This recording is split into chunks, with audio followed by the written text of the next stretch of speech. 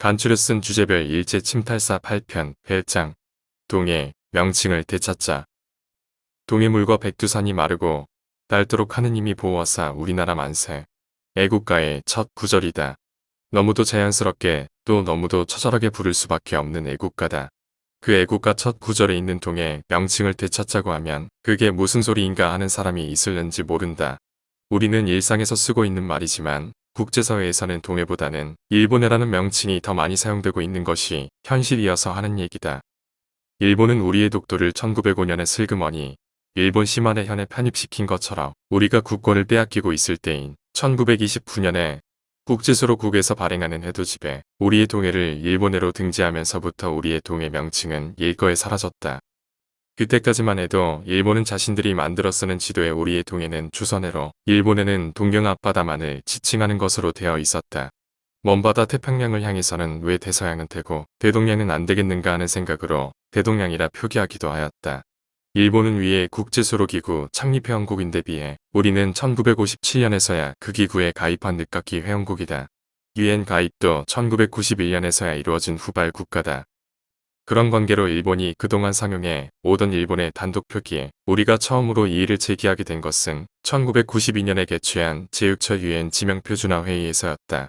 이때도 우리는 일본의 단독 사용에 이의를 제기하면서 일본해와 동해를 병기해 줄 것을 요구하는 선에서 머물렀다.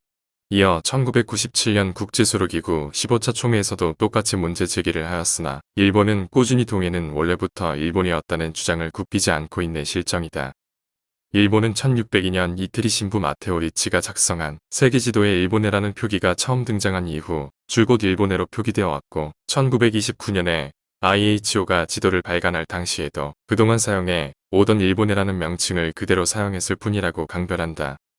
일본은 일제강점기에 한국의 역사를 누구보다도 많이 연구한 이력을 가지고 있는 나라다.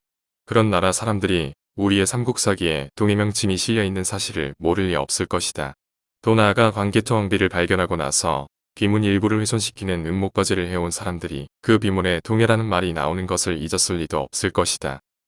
그럼에도 굳이 동해를 거부하고 일본해를 고집하는 이유는 분명히 숨은 뜻이 있다고 보여진다. 어쩌면 독도 영유권과 밀접한 관계가 있는 것이 아닌가 한다.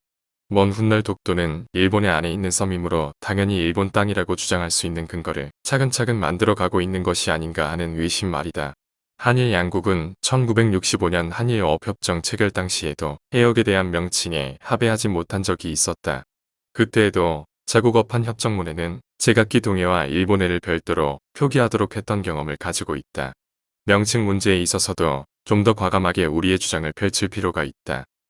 이상에서 본 것처럼 중국은 동북공정으로 일본은 독도와 동해 명칭으로 한국에 대한 역사 왜곡을 통해 침탈의 꿈을 버리지 못하고 있다고 보여진다. 이런 역사적 맥락에서 우리가 어떤 각오로 우리의 역사를 지켜나가야 하는가에 대한 굳은 의지와 확고한 신념이 요구된다고 하겠다. 우리의 강토를 지키고 역사를 지키기 위해 장렬하게 싸워온 선열들과 애국 지사님들의 정신을 되살리는 운동이 필요하다는 얘기다. 김중희 초대 환경부 장관